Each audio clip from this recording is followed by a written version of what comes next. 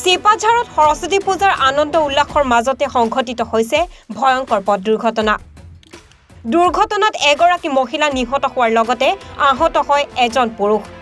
নিহত মহিলাগৰাকী কলাইগাঁৱৰ বৰজাৰ বাগিচাৰ সাবেদা বেগম বুলি চিনাক্ত কৰা হৈছে।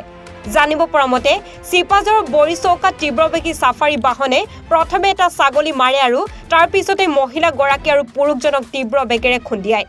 উল্লেখ্য যে সংকটজনক অৱস্থাত দুয়োগৰাকীকে চিকিৎসালয়লৈ প্ৰেৰণ কৰা হয় যদিও চিকিৎসালয়লৈ নিয়াৰ পথতে মহিলাগৰাকীৰ মৃত্যু হয়। প্ৰধান শিক্ষক আছিল। 31 তাৰিখে ৰিটায়াৰ হৈছে। তেওঁ অলপ সেইটো টেনশ্যনত আছে। মোৰ ধাৰণা তেওঁ অলপ চোকাকৈ গাড়ী চলাই স্পীডত আহি আছিল। ইফালৰ পৰা আহি থাকোঁতে এটা ছাগলী আগত পৰিছে। ছাগলীটো খুন্দিয়ালে।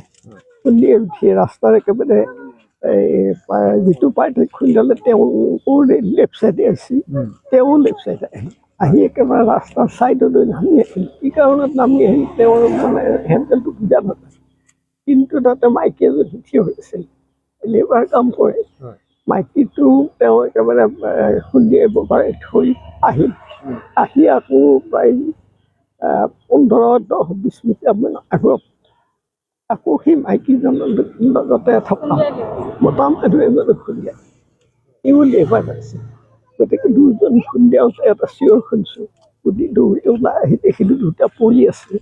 গতিকে আমি দৌৰি গৈছোঁ, পানী দুনি মুখত দিছোঁ আৰু দাঙি ধৰিছোঁ। ব্লিডিং আৰম্ভ হৈছে। তেওঁ গাড়ীখন ইয়াতে ৰখাব দিলোঁ। মোৰ মিছেছে আকৌ ইয়াতে গাড়ীখন ৰখালে। ৰখাই উঠি যেতিয়া নামি আহিল তেতিয়া দেখিলোঁ যে তেওঁ সেইজন শিক্ষক। গতিকে তাৰ ঘৰৰ ভিতৰত ৰাখি তেওঁক বহাই থৈ বেলেগে আৰু দুজনটো যি হৈছে হৈছে।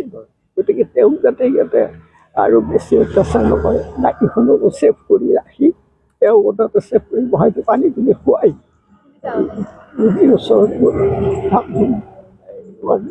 ফোন কৰি প্ৰথম এই অৱস্থা প্ৰায় বুলি আমি ধৰি লৈছোঁ। কাৰণ সিজনৰ ব্লিডিং বহুত অভাৰ ব্লিডিং হৈছে মূৰৰ পৰা। এইজনীৰ ভৰি এখন ফ্ৰেকচাৰ হৈ গৈছে, খালি মুখা গতিকে অন্তিম অৱস্থা বুলি ধৰিব পাৰি আৰু অন্তিম অৱস্থা এনেকুৱা এটা পৰিস্থিতিলৈ গৈছে।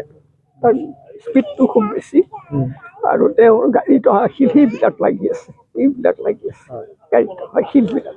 চিপাঝাৰৰ পৰা আসলামউদ্দিন আহমেদৰ প্ৰতিবেদন, এনিভাৰো 24।